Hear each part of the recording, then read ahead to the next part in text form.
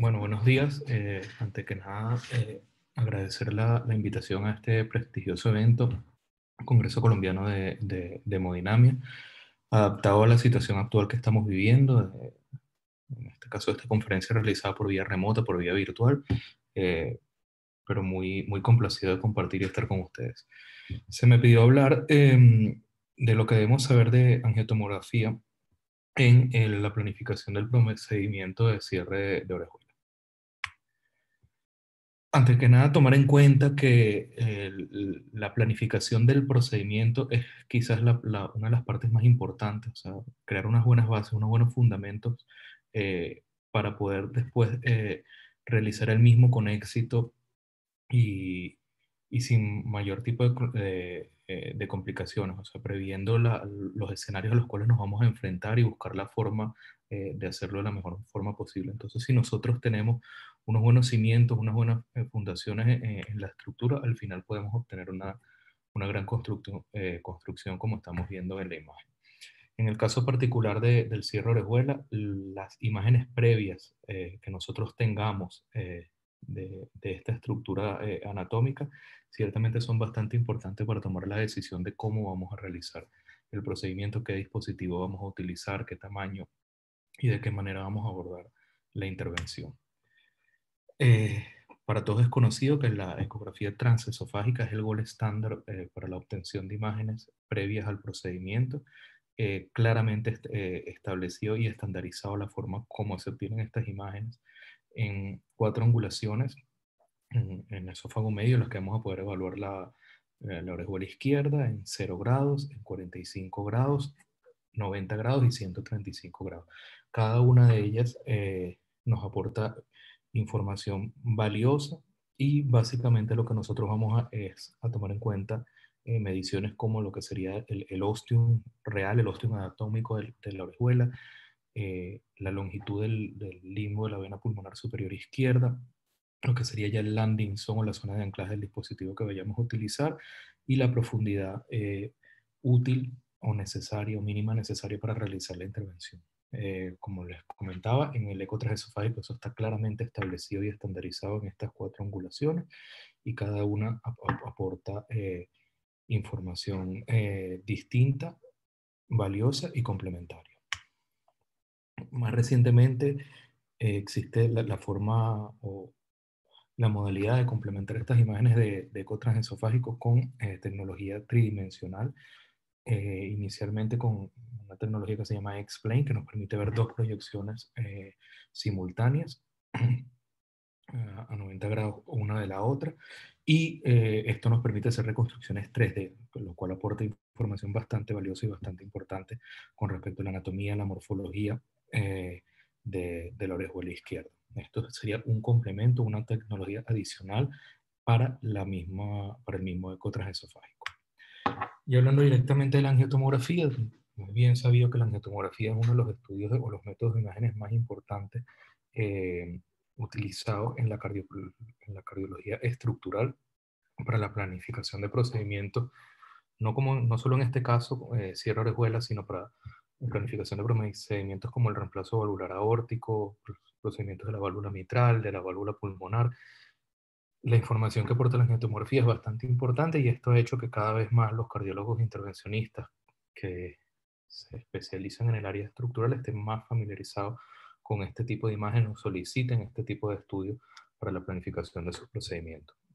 Ahí en la imagen vemos una tomografía con contraste o angiotomografía en la cual está marcado con un asterisco lo que sería esa estructura en particular que queremos evaluar, que es el apéndice auricular izquierdo, orejuela izquierda o auriculilla.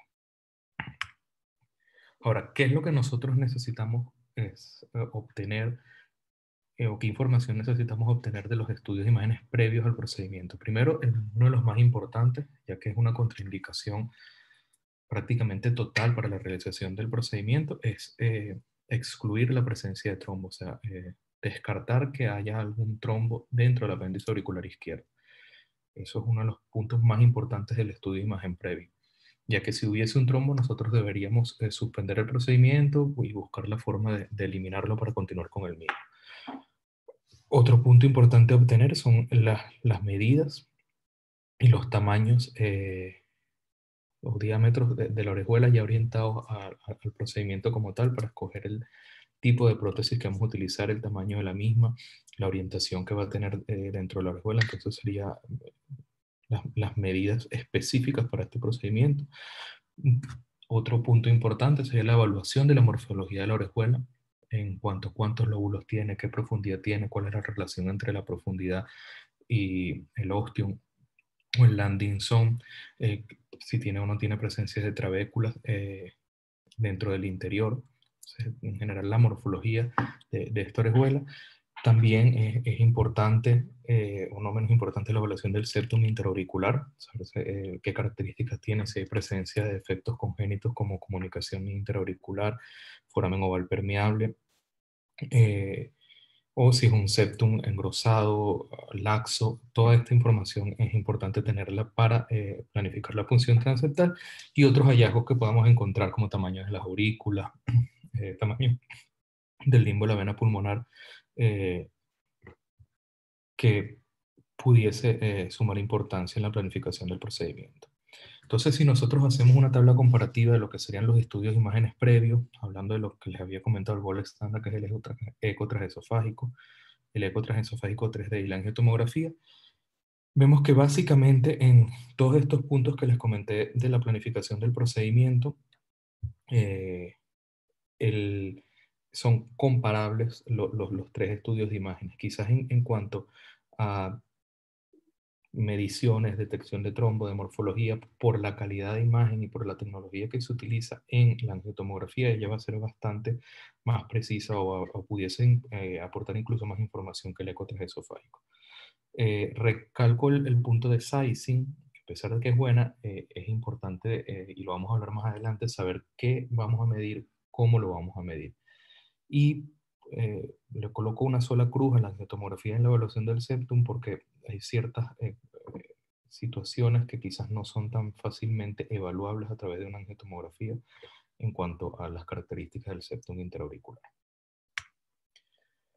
En cuanto a trombo, muy buena la angiotomografía para descartar la presencia de trombo. El trombo se vería como lo vemos en la imagen, donde vemos la orejuela izquierda parcialmente planificada en su parte proximal, y en la parte distal donde está el asterisco vemos que no hay un defecto importante de contraste.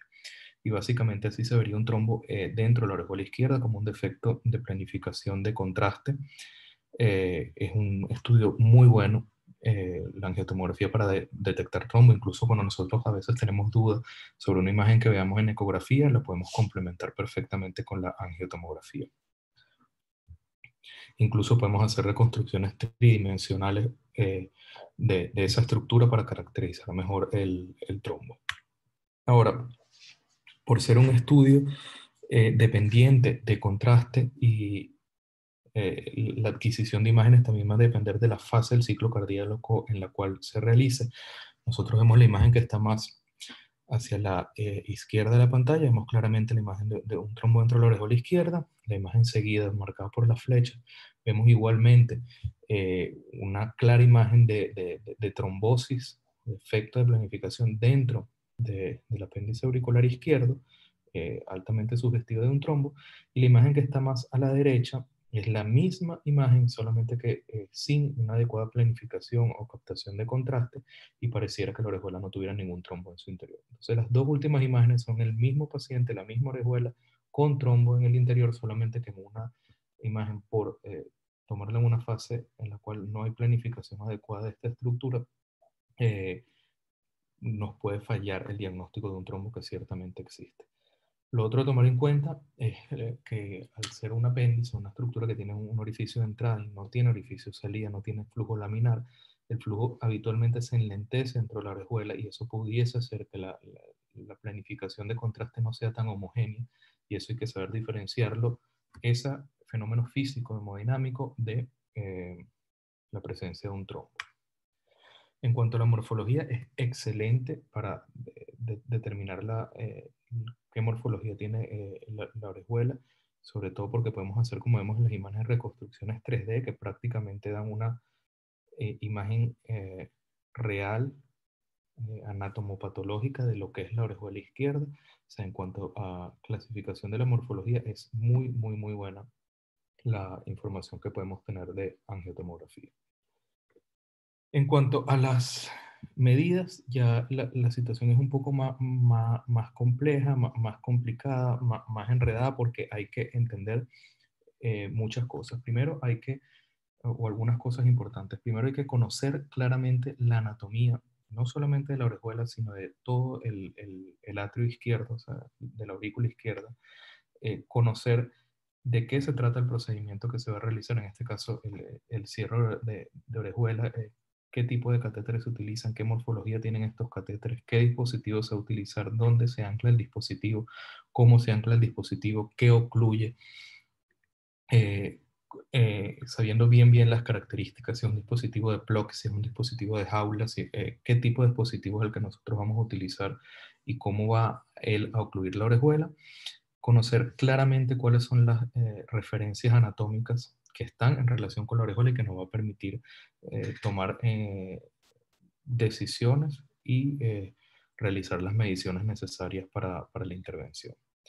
Entonces, hablando de la anatomía, aquí vemos un corte de una aurícula izquierda donde se ve la orejuela izquierda. Lo que está a la izquierda es anterior, lo que está a la derecha es posterior, y esa primera estructura que se marca con el círculo rojo es muy importante saber cuál es y considerarla y tomarla en cuenta, que es la arteria circunfleja, que nosotros recordamos que anatómicamente ella transcurre por el surco auriculoventricular izquierdo. Esa es una de las relaciones anatómicas más importantes que tiene la orejuela izquierda para la mayor parte de los dispositivos que nosotros podemos utilizar para ocluirla. Por otra parte, encima vemos la vena pulmonar superior izquierda, eh, una estructura que está por encima de la orejuela y hacia atrás. O sea, una relación espacial de arriba y hacia atrás de la orejuela. Y por debajo o entre la orejuela y entre la vena pulmonar superior izquierda y la orejuela vemos lo que se llama el limbo de la vena pulmonar. Esas son tres estructuras que nosotros tenemos que tomar muy en cuenta, conocer, ubicarlas para relacionar espacialmente la orejuela y tomar en cuenta las decisiones en cuanto a qué medir para planificar el procedimiento. Esta es la misma orejuela. eh, lo que veríamos hacia la izquierda sería igualmente hacia adelante, esa estructura, en este caso que la vemos alargada, es la arteria circunfleja. Antes la habíamos visto como un punto, aquí la vemos alargada. Eh, Esta sería la vena pulmonar superior izquierda y la orejuela sería esta. Ahí nosotros pudiésemos tomar mediciones de perímetro de la orejuela a ese nivel, que sería muy probablemente la zona de anclaje para un dispositivo que se ancle dentro de la orejuela. La estructura que está por encima es la arteria pulmonar, y por encima de la arteria pulmonar la estructura que estaría ahí sería la eh, aorta torácica ascendente. Entonces, en cuanto a cuáles serían las limitaciones o consideraciones que tenemos que tomar en cuenta con la tomografía como método de planificación de un procedimiento de cierre de orejuela izquierda, primero, un punto o quizás una limitación es que si esto es un estudio de imagen solamente para planificación preprocedimiento, o sea, realmente no lo vamos a, no lo podemos realizar durante el procedimiento. Y coloco interrogado el solamente porque hay ciertas salas de hemodinamia que tienen tecnología de fusión de imágenes con el tomógrafo, en el cual si bien nosotros en ese momento específico no estamos haciendo la tomografía, nosotros podemos fusionar la imagen del angiógrafo al momento de la intervención con la imagen de la tomografía previa y tener imágenes de lo que sería la orejuela, su localización y sus lóbulos, lo cual nos pudiese ayudar considerablemente, sobre todo en ese grupo de pacientes que tiene algún tipo de limitación por la cantidad de medio contraste que se puede utilizar. Otra limitación es que todos sabemos que la orejuela es una estructura, o los diámetros de la orejuela son bastante sensibles a las presiones dentro del atrio izquierdo. Esto es algo que cada vez se va estandarizando más con protocolos específicos de hidratación durante los procedimientos. Otro punto es el coste, o sea, es un procedimiento claramente más costoso lo que es un eco transesofágico. Y lo otro es que en el momento que se está realizando requiere el uso de medio de contraste para obtener las imágenes. Entonces, como conclusiones, tendríamos que la angiotomografía es un método factible y muy útil para la planificación del cierre percutáneo de orejuela izquierda. Es muy bueno para la caracterización de la morfología de la orejuela.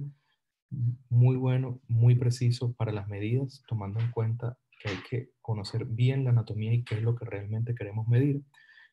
Son necesarios tener protocolos específicos de hidratación para obtener los diámetros adecuados y no subestimar el tamaño de la orejuela. Y también hay una cosa que cada vez se está utilizando más que nos da la posibilidad de hacer impresiones 3D de modelos en los cuales nosotros vamos a tener en nuestras manos y poder manipular una orejuela exactamente igual a la que pretendemos ocluir. Muchas gracias por su atención.